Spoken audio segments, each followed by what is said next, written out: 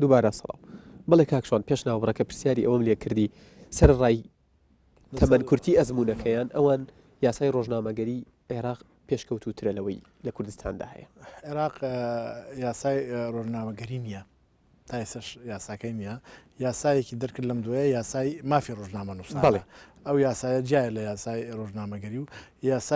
یاسایەکی نییە بۆ سندیکای ڕۆژنامە نووسانی عێراق یاسا کۆنەکەیە کە ئەبێ قەنەعاتت بە وەحدە و حڕیە و اشتراکیە هەبێت تا ئێستا بەو یاسای تا ئێستا بەو یاسایە ئەڕوون بەڕێوە و کۆمەڵێ شتیتایە کە جملەتەن وتەفسیلن لەلایەن ڕۆژنامە نووسانی کورد و هەرێمی کوردستانەوە ڕەت ئەکرێتەوە ئەو یاسایش کە بۆ مافی ڕۆژنامە نووسان دەرچووە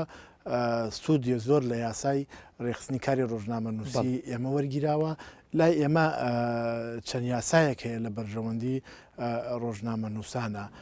مثلەن من پێم وان نییە نەکەی ئەوان زۆرتریتیابێ ئەوەی ئێمە زۆرتریتایە ئەوەی ئێمە مثلەن لە یاسای لەم یاسایەیە لە ماف و لە فەستی چوارەم ماف و پابندیەکان لە بڕگەی دووە هاتووە لە کاتی دامەزراندنی ڕۆژنامەنووس لە هەر فەرمانبەرێک لە هەر فەرمانگەیەکدا ماوەی کارکردنی لە ڕۆژنامەنووسیدا بۆ سەرموچە علاوە بەرزکردنەوە تەرفیع خانەنشینی دەخرێتە سەر ئیشەکەی ینی بۆ ئەو سێ حاڵەتە ئێمە بە قانونینمان کردووە خزمەتەکەی هەژمار دەکرێت خزمەتەکەی هەژمار دەکرێت بە قانون لە یاسا عێراقیەکەدا هاتووە تەنها بۆ حاڵەتی تەقاعودیە ئەم قانونەی ئێمە ماوەی چەند ساڵێکە کاری پێکرێت بەڵام ئێستا بەداخەوە وزارەتی دارایی بەڕێنماییەک کاری بەم یاسایە ڕاگرتووە ینی لە حاڵەتێکە هیچ وزارەتێک ناتوانێت بە ڕێنمایی کاری یاسا ڕابگرێت لای ئێمە لە وزارەتی دارایی ئێمە ڕێنماییەک دەرچووە ژمارەزیی ساڵی 2010 ڕێنماییەکە بۆ گشت وزارەتەکان و فەرمانگەکانی نەبەسراو بە وزارەت تەوزیحیان پێدا کە هەژمارکردنی خزمەتەکە تەنها بۆ حاڵەتی تەقاعودی هەژمار بکرێت کە بەو ڕێنمایە کە خۆی ئەمە حاڵەتێکی ناقانونیە لەلایەن وزارەتی داراییەوە ڕوبەڕووی ڕۆژنامە نووسان بۆتەوە لەو ڕێنمایە تا ئێساکە نزیکەی زیاتر لە 1000 ڕۆژنامەنووس زەرمەند بوونە چونکە ڕۆژنامەنووس نزیکەی 1000 ڕۆژنامەنووس تا ئێساکە کە کاری ڕاژە و زیادکردنی ڕاژە بۆ سەر وەزیفەکانیان ئەنجام دراوە بەو ڕێنمای بە گوێرەی قانونەکە بۆ علاوە تەرفیع و خانە نشینە بە گوێرەی ئەو ڕێنماییە تەنها بواتە یاسایەکی پەرلەمان بە ڕێنماییەکی وەزارەتی دارایی ڕاگیراوە ینی ئەمە خۆی حاڵەتێکی ناتەندروستە بۆ ئەمە بەستش پێشتر ئەنجومەنی ڕابردووی سندیکا و نەقیبی پێشوو قسەمان لەگەڵ حکوومەتا کرد بەڵێنی ئەوەیاندا کە پیاچوونەوەی پیا بکەن و ئەو ناتوانن ئەو یاسایە بەڵام تا ئیساکە پیاچوونەکە نەکراوە و ڕێنمایەکە بەردەوامە ئەو ڕێنماییە یاساکەی ڕاگردووە کە خۆی ئەمە حاڵەتێکی نایاساییە ڕێنمایی ناتوانێت یاسا ڕابگرێت یاسا تەنها بەس بە یاسا ڕاگیرێ یاسایەکتر دەرەچێت بۆ ڕاگررتنی یاسایە بڵێ کاکشۆن ڕۆژنامە نووسانی خانەنشین موچەیان چەندە چکە زۆر جارگوێم لیان دەبێت کە گلەییان لە کەمی موچەکەیان هەیە ڕۆژنامە نووسانی خانەنشین ئێمە بە گوێرەی یاسای ژمارە سیانزەی ساڵی 2001 یاسای سندوقی خانەنشینی ڕۆژنامەوانی کوردستان دەرچووە بە گوێرەی ئەو سەردەما بڕی 700,000 دینار 700 دینار 700 دیناری ئەو کات پێش ڕوخانی ڕژێم و گۆڕینی سیستەم لە عێراقە کات ئەو کاتە 700 دینار زۆر بوو کە مامۆستایەک موچەکەی 200 دینار بوو بە گوێرەی یاساکە 700 دینار بۆ مامۆستایان بۆ ڕۆژنامەنووسانی خانەنشین لە سندوقی خانەنشینی دابین کراوە بەڵام لە دوای ئەو گۆڕانکاریانە و کە پارە گۆڕا و پارەی بریمەر پیا بوو دینار گۆڕا و دۆلار سعری دابەزیەوەوانە ئێستا ئەو 700 دینارە بەرامبەر بە پارەی ئێستا ئەکا 180,000 دینار ئەمەش پارەیەکی پارەیەکی زۆر کەمە سێ ساڵات چەندین پرۆژەمان تەقدیم کردووە و بە شەفەهی موافقەمان بۆ کراوە و زۆر جار ئەڵێن دراوەتە وزارەت بۆ جێبەجێکردنی و تا ئێستا جێبەجێ نەکراوە داوا کراوە بە سێ پلەپەند دانراوە 450,000 500 تا 700,000 دینار بە گوێرەی ماوەی کار و جۆری ئەو عەجزەی کە پێی خانە نشین کراوە پرۆژەکان دراوەتە لایەن بەس ماوەتەوە ئەوە بڕیار لەسەری بدرێ ئەوەی لەسەر سندیکای ڕۆژنامەنووسانی کوردستانە کاری بۆی کردو و کارەکەی خستە لای لایەنی پەیوەندیدار کە حکوومەت و پەرلەمانی کوردستان. بەڵێ کاکشوان لە کۆنگرەدا بڕیاردرا ئەو ڕۆژنامەنووسانی کە پێیان دەوترێت ڕۆژنامەنووسی کارە کاتێک ڕاژە دەگوێزنەوە یای دەگوازنەوە بۆ فەرمانگەیەکی تر بە کارایی بمێننەوە. بەڵام ئێستا باس لەوە دەکرێت کە بە کارایی نامێننەوە و دەکرێن بە بەشدار واتە ناونیشانیان لە کاراوە دەگۆڕێ بۆ بەشدار ئەمە تا چەند ڕاستە و ئەگەر وایە ئێوە بۆچی لە کۆنگرە بەڵێنی ئەمەتاندا و ئێستا کاری پێناکەن. حاڵەتێکی من باسی ئەومان کرسێمە ڕخنەمان لە حکوومەت گرت کە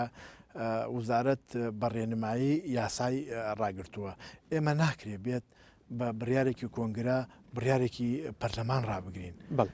یاسایەکەیە کە لە پەرلەمانی کوردستانەوە دەرچووە مەرجەکانی ئەندامونی تایەکی ئەندامی بەشدارێکی ئەندامی کارایەکی ئەندامی مەشقکارە یەکێک لە حاڵەتەکان کە لە کوردستانە لە ماوەی پێشووە کراوە لەبەر وەزعی مەعیشی لە ڕۆژنامەنووسی نەیتوانیەوە بە پیشەکەی باری بژێوی پیا بکات چاوپۆشی کراوە لەوەی کە کارێکی ترش بکات بەشێکی زۆر لە ڕۆژنامەنووسانی کارە لە ڕاستیدا بەشدارن کراونەتە کارە بە گوێرەی یاسا بەشدارن کراونەتە کارە نزیکەی هزار لەو ڕۆژنامەنووسانەی کە ئەندامی سندیکان ڕاژەیان بۆ کراوە و ڕاژەکانیان خراوەتە سەر خزمەتەکان خراوەتە سەر ڕاژەکەیان لە ناو حکوومەتە بە گوێرەی یاسا ئەبێت ئەوانەی کە ڕاژەیان بۆ کراوە پلەکەیان لە ئەندامی کاراوە بکرێتە ئەندامی بەشدار لە کۆنگرا ئەمە لەبەر ئەوە من ناشارمەوە ئەنجومەنی سندیکا و سندیکای ڕۆژنامەنووسانی کوردستان تا ئێستا جورئەتی ئەوە نەکراوە جورئەتی ئەوەمان نەبووە بین بڕیارێک لەسەر ئەوە بدەین قانونەکە جێبەجێ بکەین لەبەر ئەوە ژمارەیەکی زۆر لە ڕۆژنامەنووسان ئەگرێتەوە ڕۆژنامەنووس دەرناکرێ بەڵام پلەکەی داگیرێ پلەکەی لە ئەندامی کاراوە دێتە ئەندامی بەشدار لەبەر ئەوە وەزیفەیەکی تری هەیە بە یاساس سێ جۆر پلەبەندی بۆ ڕۆژنامەنووسان کراوە ئەو ڕۆژنامەنووسانەی کە بژێویان لەسەر کاری ڕۆژنامەنووسیە و لە ١٨ بەشێکی زۆری حیاتیان تەرخان کردووە بۆ کاری ڕۆژنامەنووسی ئەوانە ئەندامی کاران ئەوانەی ڕۆژنامەنووسی کاری دووەمیانە کارێکی سەرەکی تریانەیە کابرا مامۆستایە کابرا پارێزەرە کابرا دکتۆرە کابرا بازرگانە کابرا ئیشێکی تری هەیە تاجرە کابرا سیاسیە کابرا وەزیرە ئەندام پەرلەمانە سەرۆک پەرلەمانە لە پاڵ ئیشە سەرەکیەکەیە هاتووە کاری ڕۆژنامەنووسی و نووسینش ئەکات ئەوە ئەبێتە ئەندامی بەشدار من نایشارمەولێت سێر سەرۆکی پەرلەمانی پێشوو ئەندامی کارای سندیکای ڕۆژنامەنووسانی کوردستانن یعنی ناکرێمە بە قانون کە ئەو ڕئیسی پەرلەمان بێ و ئەندامی کارابێ یعنی ئەی پیشەکەی خۆی چی لێ هات ئەی وەزیفە ئەساسەکەی خۆی چی لێ هات ینی حاڵەتێکی ئەبێ ئێمە جورئەتی بڕیارمان هەبێ لەسەری لەوە نەترسین کێ عاجز ئەبێ لێمان کێ عاجز نابێ لێمە ئەبێ بین ئەو سندیکایە پوخت بکەینەوە یەکێک لە گلەیەکان ئەمڕۆ لە سندیکا ڕۆژنامەنووسانی کوردستان هەوەیە کە نزیکەی 5-6 هزار ئەندامی هەیە لە کاتێکە ڕۆژنامەنووسانی لوبنان 900 ئەندامی هەیە ڕۆژنامەنووسانی تورکیا 80 میلیۆنن 8 هزار ئەندامیان هەیە ڕۆژنامەنووسان ینی بینە سەر ئەو حاڵەتانە ئێمەش ئەگەر بین چڕیکەینەوە و پوختی کەینەوە و ئەندامەکان کارا و لە ناکارەکان جیا بکەینەوە من پێم وایە کارێکی پوختەکەین هەم لە خزمەت میدیای کوردستان و هەم لە خزمەت ڕۆژنامەنووسانی کارای کوردستان و هەم لە خزمەت تەجروبەی هەرێمی کوردستانە. بەڵێ کاکشۆن دەوترێت کە سەرۆکی حکوومەتی هەرێمی کوردستان بەڵێنی بە نەقیبی پێشووداوە کە زەوی یاخود ئەرزە بدرێ بەسەر جەم ڕۆژنامەنووسان لە ئێستادا ڕۆژنامەنووسان ئەڵێن نەقیبی پێشوو نەماوە نەقیبێکی نوێ تازە هاتوۆتە جێگاکەی و لە ئێستادا باس لەوەش دەکرێت کە سەرۆکی حکوومەتیش بڵین پۆستەکەی دەدرێتەوە بە پارتی دیموکراتی کوردستان ئەمە پرسیارێکی منە و لایەنێکی تری پرسیارەکەم ئەوەیە ئایا ئەو ڕۆژنامەنووسانەی شاری سلێمانی کە بە لیستێک لە ساڵی 2006 ناوەکانیان درا بە حکوومەتی هەرێم بۆ پێدانی زەوی مەسلەکەیان چی بەسەر هاتووە ئایا هێشتا هەر ومێدەوار بن کە زەوی وەردەگرن پێشتر دوو لیست لە سندیکای ڕۆژنامەنووسانی کوردستانەوە دراوەتە حکوومەت بۆ پێدانی زەوی بۆ پێدانی زەوی وەک هەر چین و توێژێکی تر ڕۆژنامەنووسان مافی ئەویانەیە لە وڵاتە خاوەن زەوی نیشتە جێبوون بن ئەو لیستەی هەولێر کە لە ساڵی 2006 درابووە حکوومەت موافقەی لەسەر کرا و جێبەجێ کرا لە کاتی جێبەجێکردنا ئەو کەم و کورتیانەی تیا بوو معالەجە کرا ئەو ڕۆژنامە نووسانەی کە بۆ دووەمین جار یا سێمین جار بوو مستەفید بوون لیان وەرگیرایەوە ئەو ئەرزانە دراوە ئەو ڕۆژنامە نووسی تر کە مستەفید نەبوونە لستێک لە سلێمانی لە 1992 ناوە پێک هاتووە لە ساڵی 2007ەوە لە بین حکوومەت و سندیکای ڕۆژنامەنووسانەوە دێت و ئەڕوا چەند جارێک موافقەمان بۆ کراوە و چەند جارێک بەڵێنی ئەوەی بەڵێنی ئەومان پێدراوە کە جێبەجێ بکرێ بەردەوامە و بڵێنە ئەدرێ و جێبەجێش ناکرێ ینی پرسیارەکەی تۆ ئەوەیە کە نەقیب ڕۆی بەڵام ئەنجومەنی تازەی سندیکا و نەقیبی تازە و ستافی تازەی سندیکا سوورن لەسەر کارکردن بۆ ئەو داخوازی ڕەوایی ڕۆژنامەنووسانی سلێمانی و من پێم وایە حکوومەتێک بڕە حکوومەتێ دێت حکوومەتی هەرێمی کوردستانە ملزەمە کارەکانی پێشخۆی تەواو بکە و ملزەمە هەر حکوومەتێک بێت ئێمە جارێکی تری خەی بگرینەوە بۆ ئەوەی ئەو واجبە جێبەجێ بکات پێش چەند ڕۆژێک وەزیری شارەوانی لێدوانێکی داوە ئەڵێ بڕیاری زەوی دابشکردن نییە بەڵام ڕۆژنامەنووسانی سلێمانی بڕیاری پێشوەختیان هەیە تەنها ئەوان نەبێ ئەیانگرێتەوە من پێم وایە لە سنووری سلێمانی نزیکەی لە گەرمیانش نزیکەی هەفتا ڕۆژنامەنووسێک هەیە کە مستحقن بە دابینکردنی زەوی ئەوانش کاری بۆ بکرێت ئێمە لە سندیکای ڕۆژنامەنووسانی کوردستان لە دوای بەتەمەین لە دوای تەواوبوونی کۆنفرانسی لق و لیژنە و نووسنگەکان جارێکی تر ڕووپێویەکی سەرجەم ئەندامان بکەین و ڕپێویەکی ئەوە بکەین بزانین لە دامەزگەکانی حکوومەتە چەند کەس لە ڕۆژنامەنووسان مستەفید بوونە و چەند کەس مستەفید نەبوونە ئەوانە جیا بکەینەوە و کار بۆ ئەوانە بکەین کە مستەفید نەبوونە بە هەر شێوەیەک لە شێوەکان بێت لە ڕێگەی دەستگای و بەرهێنانەوە بێ لە ڕێگای حکوومەتەوە بێ بتوانین سپۆنسەریان بۆ پیاکەین ئەرکی ئەمەیە کە کار بۆ بکەین هەندێک ماف و امتیازاتیان بۆ کاکشوان ڕۆژنامە نووسە کوردەکانی شاری کەرکوب سەر بە هەرێمن یاخود سەر بە ناوەندن و ئەگەر بێت و امتیازات بۆ ڕۆژنامە نووسانی هەرێم جێبەجێ بکرێت و پێیان بدرێت شمولی ئەوانی شکات نەک ڕۆژنامە نووسان زۆربەی زۆری پیشەکانی تر لە شاری کەرکووکە بە ڕۆژنامە نووسان دیاریترینیانن لە قەل و لە کۆترش بوونە بە تایبەت ڕۆژنامە نووسە کوردەکان ئەوانەی کە ئەنتیمایان بۆ سندیکا و ڕێکخراوە کوردیەکان هەیە کە سەر بە هەرێمی کوردستانن لەبەر ئەوەی شارەکە سەر بە حکوومەتی عێراقا ڕێکخراوەکانیان سەر بە هەرێمی کوردستانە هەموو ماف و امتیازاتێک کە لە حکوومەتی عێراقەوە دەستەبەر کراوە بۆ ڕۆژنامەنووسانی عێراقی ڕۆژنامەنووسە کوردەکانی نەکەرکک لە خانەقینەوە تا مووسڵ و شنگارش ناگرێتەوە لەبەرەوە سەر بە ڕێکخراوە کوردیەکانی هەرێمی کوردستانن هەر ماف و امتیازاتێکش بۆ ڕۆژنامە نووسەکانی هەرێمی کوردستان و دانیشتوانی هەرێمی کوردستان دەستەبەر کراوە ڕۆژنامە نووسەکان و پیشەوەرەکانی تری ئەو شارانە ناگرێتەوە ئێمە ئاخر داوامان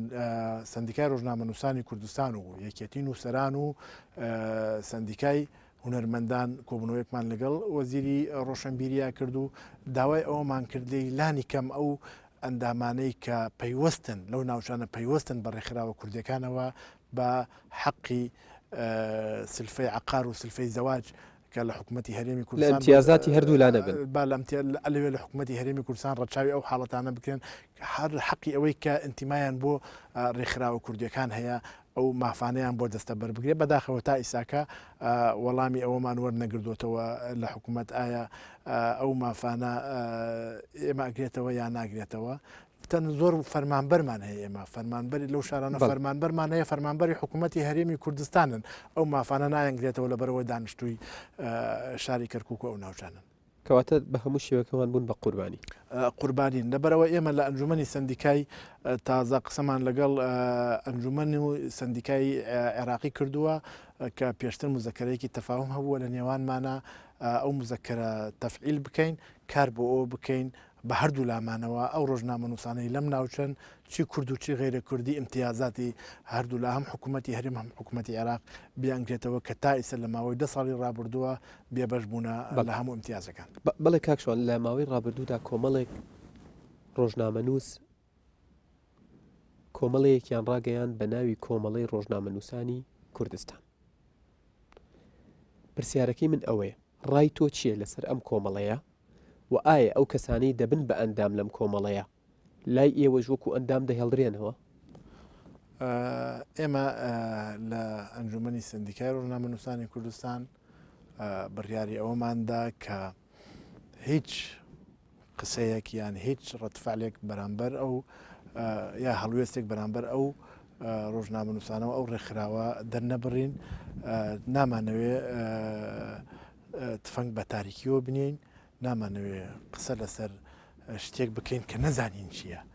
جارێ ئەو ڕێکخراوە تەنها باس کراوە و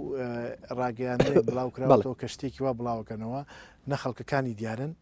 نە بەرنمەیان دیارە، نە پەیڕەویان دیارە، نە پرۆگرامیان دیارە، هیچ شتێکیان دیار نییە، تەنها شتێک هەیە و باس کراوە و ناکرێت ئێمەش بین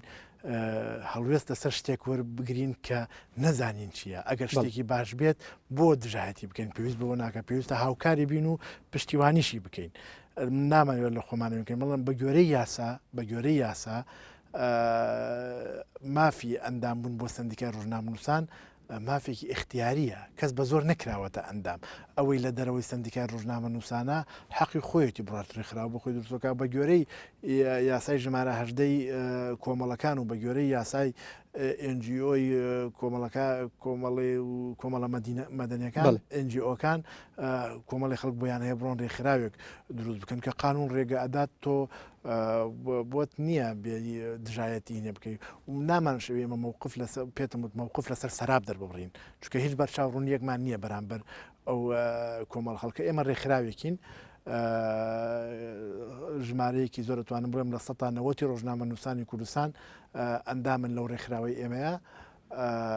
ڕێکخراوەکەی ئێمە قووەتی قانونی خۆی هەیە، بە یاسایەک پێکێنراوە کە لە پەرلەمانی کوردستانایە بە ڕسمی تەعاملی لەگەڵاکرێ، کۆمەڵێ لەگەڵ کۆمەڵی ڕێکخراوی نێونەتەوەییە علاقاتی بەرفراوانمان هەیە و ئەندامین لە فیدراسیۆنی ڕۆژنامەنووسانی جیهانی FIJ. ئێمە ناین دژایەتی هیچ گروپ و تەنانەت هیچ تاکێکی ڕۆژنامەنووسش بکەین لەسەر هەر کەسێک لای خۆیەوە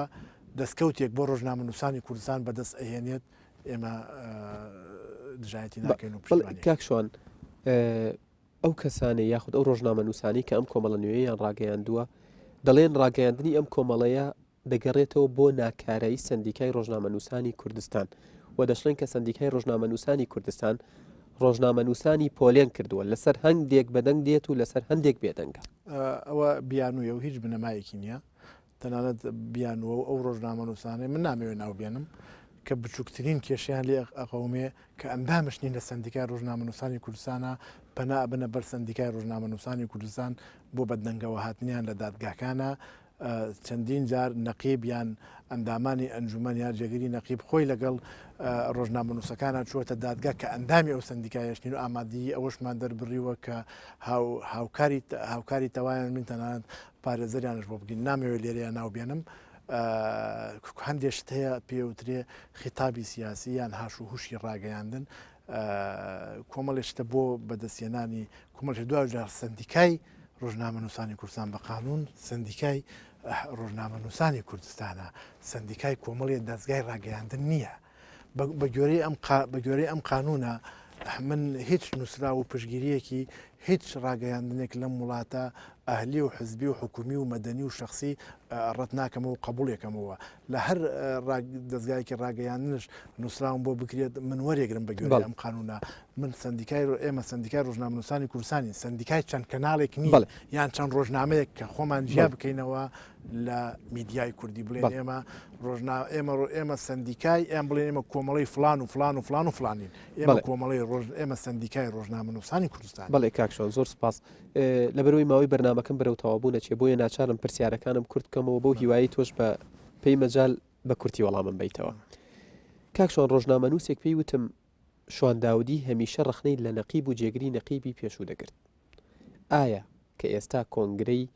دوهەمین کۆنگرەی سندیکای ڕۆژنامەنووسان ئەوی وەکو جێگری نەقیب دەستنیشان کردووە چی پێ بۆ ڕۆژنامە نووسانی کوردستان؟ من نەکوەکو ڕخنم لە نەقیب و جێگیری نەقیب کردبێ ڕخنم لە ئەدای خودی لە ڕخنم لە ئەدای سندیکا بووە بەڵێ کە من کەسێکم قەنەعەتم بەو سندیکایە هەیە و چوومەتە ناوی ئەنداممتیایە قەنەعەتم بەوەیە لە ناو سندیکاکەیە ئەتوانم کار بۆ چاکسازی لە ناو سندیکایە بکەم لە دەرەوەی سندیکا ناتوانم کار بۆ چاکسازیەکەی بکەم ئەوەی پێم کرابێ ڕخنە لە ڕخنم لە خۆمش گردووە و لە ئەنجومەنش گرتووە پێش لە مقدمەی بەرنامەکەوتم ئمە پێویستمان بەوەی جورئەتمان هەبێ بۆ ئەوەی کۆمەڵێ بڕیار بدەم ئەوە خۆی لە خۆیان ڕخنەیە لە سندیکا گرتومە یعنی ئەگەر ئینسان لە سەد ڕازی بێ لە کارەکانی خۆی ناتوانێت پێشکەوتن بەدەست بێنێ ئەبێ ئێمە دائیمە خۆمان لەژێر چاودێری خۆمان نابین خۆمان ڕخنە بکەین لەوە باشترە کە خەڵکی تر بێ ڕخنەمان بکە خۆمان ئیش لەسەر کەم و کورتێ و ئەداەکانی خۆمان بکەین لەوە باشترە خەڵکی تر بێ قسەی لەسەر بکات من نەقیبی پێش و جێگری نەقیب و پێشش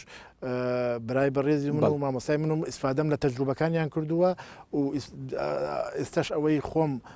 لە بەرنامەمدایە و کاری بۆکەم لەگەڵ هاوکارەکانی ترما بەردەوام لە گفتوگویان و ئومێدەوارم لە دوای کۆنفرانسی لە قونوسینگەکان کە بە تەواوەتی ڕۆنە سەسکەی کاری خۆمان کار بۆ ئەو قەنەعەتانەمان هەیە کە بتوانین لە ڕێگەی و خزمەت بە ڕۆژنامە نووسانی کوردستان بکەین و کار بۆ ئەوەکەین کرانەوەیەکی زیاتر بەڕووی سەرجەم میدیاکاران و دەستگاکانی ڕاگەیاندن و بە عقلێکی فراوان و داواش لە سەرجەم ڕۆژنامە نووسانی کوردستانەکەم بڕیاری پێشوەخت نەدەن لەسەر هەموو شتێک تەقیم بکرێت تەقیمی کارەکان بکرێت مەسەیسە تۆ پرسیاری ئەو کۆمەڵەیەت کرد لە ئێمە و کۆمەڵەیە هیچ ڕێیەکی لەسەر نادژایەتی ناگەین ڕێی لەسەر برن بڕیاری پێشوەخت هەتا نەزانین چۆن کارەکە کێن چیەکان بە تەمای چین ئیشەکانیان چیە خەڵک لەسەر کار تەقیمەکرێت نەک لەسەر لە پێشوەخت تفەنگ بە تاریکیەوە بێت بەڵێ کاکشوان ئایا ڕاستە کە سندیکای ڕۆژنامە نووسانی کوردستان مانگانە 85 میلیۆن لە حکوومەت وەردەگرێت گەروایە ئەم پارەیە لە چیدا سەرف دەکرێت چونکە ئێوە ئابوونەوەش لە ئەندامەکان هەن وەردەگرن بەڵێ ئەو پارەیە لە حکوومەت وەردەگرێت سندیکای ڕۆژنامە نووسانی کوردستان 6 لقی هەیە لە 3 پارێزگای هەرێم و لە 3 پارێزگای دەرەوەی هەرێمشە 3 پارێزگاکە هەرێم هەولێر و کەرکووک و هەولێر و سلێمانی و دهۆک لە دەرەوەی هەرێمش لە مووسڵ و لە بەغدا و لە کەرکووک سێن و سینگەی هەیە لە خانەقین لە گەرمیان لە سۆران دوو لیژنەی بەرفراوانی هەیە لیژنەی ڕۆژنامە نووسانی وەرزشی لیژنەی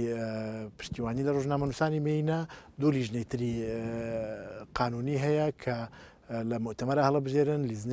لیژنەی بەرزەفت و لیژنەی چاودێری سەدان کەس لەم ڕێکخراوەیە کارەکەن دەیان بارەگای هەیە ئەم ڕێکخراوە لە سەرجەم شارەکانی کوردستانە دوو گۆڤاری هەیە ئەم ڕێکخراوە سکرتارەتی دەرەوەمان هەیە نوێنەری ئەوروپامان هەیە و جگە لەوەش ئابوونەی ساڵانەی چەند هەزار ئەندامێک ئەدرێتە ئەتحادی دەولی لە زمنی ئەو ئابوونانەیە کە لە ئەندامان وەرەگیرێت ینی کۆی ئەو لەگەڵ ئەوەیە بە گوێرەی راپۆرتی دارایی کە لە کۆنگرەیە خوێنرایەوە کە کراوەیە بۆ هەموو کەس ئێستش هەر کەسێک ئەوێت من لەم کەناڵەیەوە ئەیڵێم هەر کەسێک لە کوردستانە گومانی لەسەر خەشکردنی 1 دینار هەیە لە سندیکای ڕۆژنامە نووسانی کوردستان ئەتوانێت بێت داوای سجلاتەکان بکە و بزانێت ئەو پارەیە بۆچی سرف کراوە لە دوا کۆنگرەشدا لە نزیکەی 170 میلیۆن دینار مابووە بۆ ئەنجومەنی ئێستا لەلایەن ئەنجومەنی ڕابردووە نزیکەی 180 میلیۆن دینار یارمەتی ڕۆژنامە نووسان درابوو بۆ نەخۆشی و بۆ سەفەر و بۆ خوێندن و بۆ بەڵێ زۆر سپاس کاکشوان دوا پرسیارم لا چاوپێکەوتنێکدا تۆ دەڵێیت ڕۆژنامە نووسانی کۆمەڵ و یەکگرتوو بە بڕیارێکی سیاسی لە قیادەی سندیکا کشانەوە بەڵام ئەو ڕۆژنامە نووسانە ڕایەکی جیاوازیان هەیە دەڵێن کشانەوەمان دەگەڕێتەوە بۆ بە حزبیکردنی سندیکا و نەبوونی شەفافیەت لە هەڵبژاردننی نەقیب و جێگری نەقیبدا گەر بە کورتی وەڵام لەگەڵ ڕێزم بۆ ئەو برادرە ڕۆژنامە نووسانی کەوایان وتووە ئێمە لە سندیکای ڕۆژنامە نووسانی کوردستان کە هەردوو ئەو بەڕێزانە دوو حزبن خۆیان حزبن وەکو حزبش بەشداریان کردووە سکرتێری سندیکا لایەکگرتووی ئیسلامی کوردستان بوو ئەندامێکی ئەنجومەنشی کۆمەڵی ئیسلامی بوو کە ئاخر یاداشت پێکەوە نووسیمانەوە ئیمزامان کردووە بۆ دەستگاکانی ڕاگەیاندنی حزبەکان کە کەناڵەکانی ڕاگەیاندنیان هەیە داوامان لیان کردووە ئەو ئەتلافە بمێنێتەوە ڕۆژنامەنووسانی یەکگرتو و ڕۆژنامەنووسانی کۆمەڵش ئەو یاداشتیان ئیمزا کردووە لەگەڵمانە گفتوگۆمان کردووە لەگەڵ لایەنە سیاسیەکانە لەگەڵ یەکگرتوویە پێشوەخت بە بڕیارێکی سیاسی ئێستش ڕۆژنامە نووسەکانیان هەیە بەشێکی زۆریان قسەیان لەگەڵ ئێمەیە کردووە جارێکی تر قسەیان لەگەڵا بکەینەوە بۆ ئەوەی هیچ نەبێت لە لەقەکانە بەشدار بن بۆ ڕاستکردنەوە یەک شتێکی تبەڵ پێڵێم پێرێ من یەکێک لە ڕۆژنامە نووسانی بزوتنەوەی گۆڕان تەلەفۆنی بۆ کردم وتی ئێمە ئەمانەوەی لانی کەم لە لقی کەرکک بەشدار بین لەگەڵتانە لە قیادەی لقەکە من پێم وت ئێمە مانەعمان نییە و حەزەکەین سەرجەم ڕۆژنامە نووسانی کوردستان و لایەنە سیاسەکان بەشدار بنتیایە وتی چی بکەم وتم نووسراوێکمان بۆ بکە بە نووسرا و وەرە بەشدار بن لەگەڵمانە بڵێن ئێمە ئەمانەوەی بەشدار بین ئەمڕۆتی وەڵامتە دەمەوە ئەمڕۆ وەڵامی دامەوە ئەڵێ ئێمە حەزەکەین بەشدار بین بەڵام بڕیارێکی سیاسیمان هەیە ناتوانین بەشدار بین بەڵێ زۆر سپاس کاکشوان داودی